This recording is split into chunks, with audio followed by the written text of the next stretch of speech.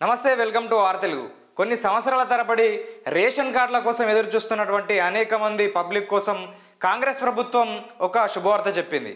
అర్హులైన ప్రతి ఒక్కరికి రేషన్ కార్డు ఇవ్వబోతున్నామంటూ కాంగ్రెస్ ప్రభుత్వం ప్రకటించింది. ఇక దీనికి సంబంధించి ఈ నెల 21 నుంచి 24 వరకు గ్రామ సభల్లో దరఖాస్తులు తీసుకోనున్నారు. ఇక ఈ 4 రోజులతో పాటు ప్రజాపాలనలో వచ్చే దరఖాస్తులను కూడా తీసుకోవాలని చెప్పేసి ఆయా జిల్లా కలెక్టర్లు కూడా స్పష్టంగా ఆదేశాలు ఇవ్వడం జరిగింది.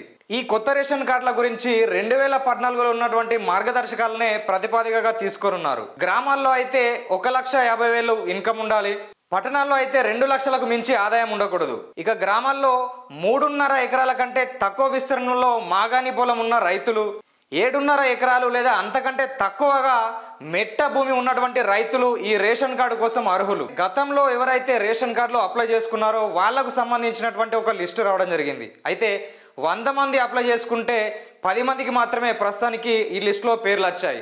గ్రామానికి ఒక 20 నుంచి 50 మందికి మాత్రమే లిస్ట్ వచ్చింది. వారికి ఈ జనవరి 26వ తేదీన రేషన్ కార్డులు ఇవ్వబోతున్నట్టు తెలిసింది.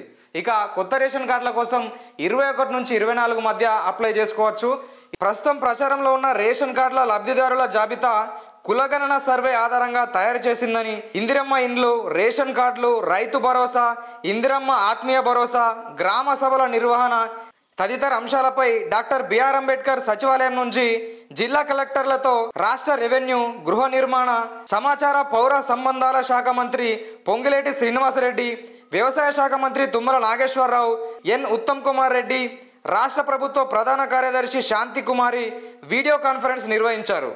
ఈ సందర్భంగా మంత్రులు మాట్లాడుతూ రాష్ట్ర ప్రభుత్వం ఈ నెల 26వ తేదీ నుంచి ప్రతిష్టాత్మకంగా 4 సంక్షేమ పథకాలకు శ్రీకారం చుట్టబోతుంది. రేషన్ కార్డులు, ఇందిరమ్మ ఇండ్ల కోసం ఈ నెల 21 నుంచి 24 వరకు నిర్వహించే గ్రామ సభల్లో దరఖాస్తులను స్వీకరించాలని కలెక్టర్లకు ఆదేశించారు.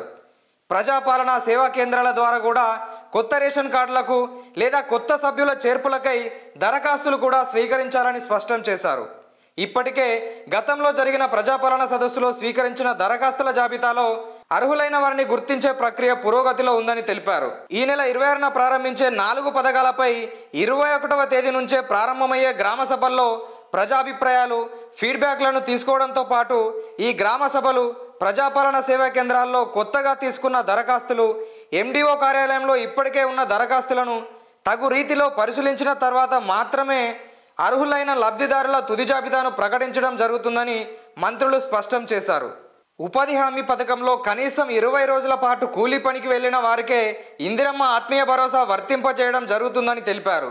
ప్రతి కుటుంబంలో మహిళలకు బ్యాంకు ఖాతాలకే ఇందిరమ్మ ఆత్మీయ భరోసా మొత్తాన్ని బదిలీ చేయడం జరుగుతుందని స్పష్టం చేశారు. ఇటీవల రాష్ట్రంలో 156 గ్రామాలను మున్సిపాలిటీలో కలపడం జరిగింది.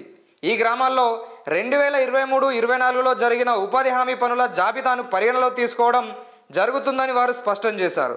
ప్రతిరోజు ఒక గ్రామ పంచాయతీలో మాత్రమే గ్రామ సభ నిర్వహించాలని, ఈ గ్రామ సభలకు హాజరయ్యే ప్రజలకు కనీస మౌలిక సదుపాయాలు కల్పించాలని కోరారు. ప్రభుత్వం అత్యంత ప్రతిష్టాత్మకంగా నిర్వహించే ఈ కార్యక్రమాన్ని సమర్థవంతంగా నిర్వహించాలన్నారు. సమస్యాత్మక ప్రాంతాల్లో ముందస్తు జాగ్రత్తలు చేపట్టాలని స్పష్టం చేశారు.